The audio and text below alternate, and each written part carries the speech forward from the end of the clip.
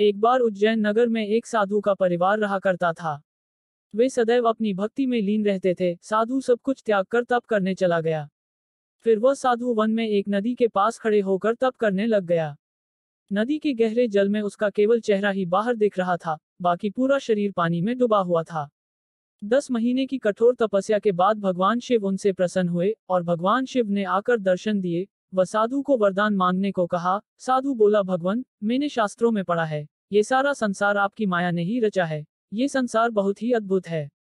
मैं आपकी उसी माया का चमत्कार देखना चाहता हूँ। भगवान शिव जी वरदान देकर अंतर्ध्यान हो गए। साधु ने तप करना छोड़ दिया, किंतु वह उसी नदी के किनारे रहता था।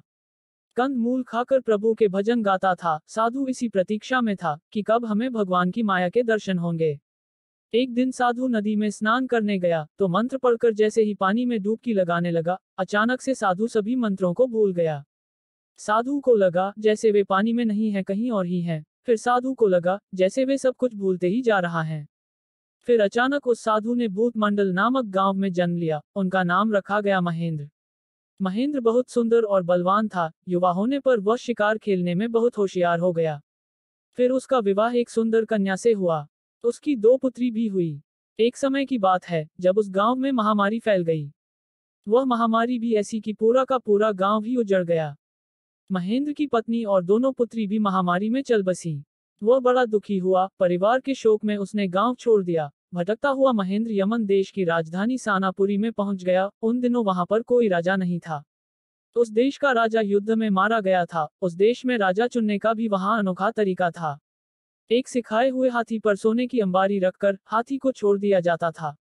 हाथी मार्ग में चलते चलते जिस किसी आदमी को सूंड से उठाता और अंबारी पर बैठा लेता, उसी आदमी को वहां का राजा बना दिया जाता था।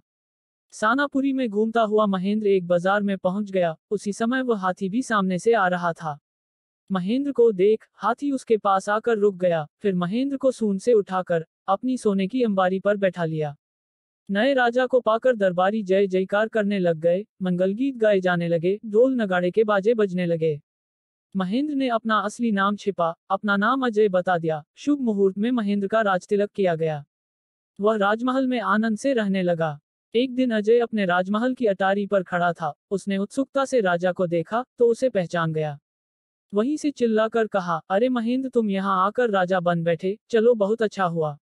अब तक कोई राजा नहीं बना था। मंत्री और सेनापति भी राजा के पास खड़े थे। उन्होंने ये सुना तो चौंके, आपस में कहने लगे, हमारा राजा तो चांडाल है। धीरे धीरे महेंद्र के होने की बात चारों तरफ फैल गई।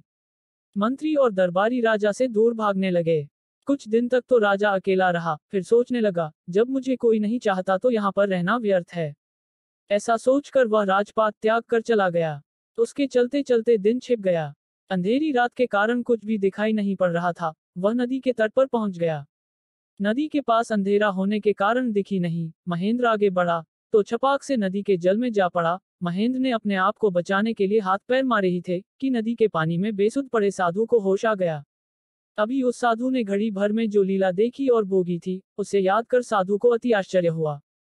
साधु सोचने लग गया, जब करते समय ऐसा तो कभी हुआ ही नहीं। साधु को भूला हुआ मंत्र भी अब याद आ गया था। उसने स्नान करके संध्या आरती की, फिर पानी से बाहर निकल आया। वह मन ही मन विचारने लगा, ऐसा तो सपने में भी होता है। हो सकता है वह सपना ही हो, उसी में मैंने सब कुछ किया हो, भोगा हो। इस प्रकार की बातें सोचते विचारते साधु धीरे धीरे इस बात को भूलने लगा। कुछ दिन बीत गए। एक दिन उनके नगर का कोई और साधु उधर आया। महेंद्र उसे बचपन से ही जानता था। महेंद्र ने साधु की आवभगत की और फिर पूछा, आप इतने दुर्बल कैसे हो गए? क्या किसी रोग ने घेर लिया है? भैया महेंद्र, आपसे क्या छुपाना, कुछ वर्ष पहले मैं तीर्थयात्रा पर गया था। घूमता हुआ यमन देश में जा पहुंचा। वहां बड़ा आदर सम्मान हुआ मेरा। मैं 1 महीने तक वहीं रहा।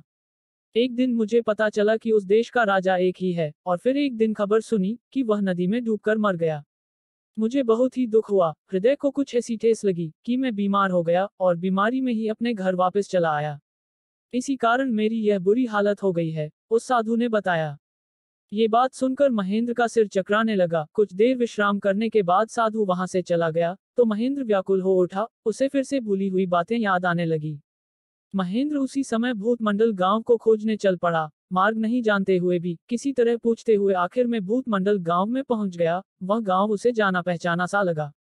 फिर वह उस घर में पहुंचा जहां महेंद्र रहता था। ये घर भी उसे परिचित सा लगा। वहां की हर वस्तु उसे जानी पहचानी लग रही थी। उसका मन चकराया और वह सोचने लग गया, मैं तो इस गांव और इस घर में कभी आया ही नहीं, फिर ये मुझे अपरिचित से क्यों लग रहे हैं। इसके बाद महेंद्र यमन नगर की राजधानी जा पहुंचा। वह राजमहल में गया। राजमहल के दरवाजे, शयन कक्ष, राजदरबार सभी कुछ उसे जाने पहचाने से लगे। ये सब क्या हो रहा है? मैंने तो पानी में केवल 2 क्षण डुबकी ही लगाई थी, उसी में मैंने इतना बड़ा दूसरा जीवन भी जी लिया। इसमें क्या सत्य और क्या झूठ है? इसी उधेड़बुन में डूबे वह नदी के तट पर आ पहुंचा। फिर महेंद्र दोबारा तप करने लग गया। अन्न जल त्याग भी दिया। भगवान शिव जी ने साधु यानी महेंद्र को फिर से दर्शन दिए और बोले, साधु, तुमने मेरी माया का चमत्कार देख लिया। मेरी इस माया ने ही विश्व को भ्रम से ढका हुआ है। सभी इस विश्व को सत्य मानते हैं, जबकि वह ठीक उसी प्रकार है जैसे तुमने राजा के जीवन को अपने जीवन में देखा। ये सब सुनकर साधु की सारी शंका मिट गई। वह उसी क्षण सब कुछ त्याग फिर से गुफा में जाकर तपस्या में लीन हो गया, क्योंकि उस साधु की यही दुनिया थी। हम आपको ऐसी ही और कहानियां सुनाते रहेंगे। अगर आप इस चैनल पर नए हैं तो द डिवाइन स्टोरी चैनल को सब्सक्राइब करें, वीडियो को लाइक करें और ज्यादा से ज्यादा वीडियो को शेयर करें। इस प्रकार हमारी यह कहानी खत्म होती है। धन्यवाद। हर हर महादेव। हर हर महादेव।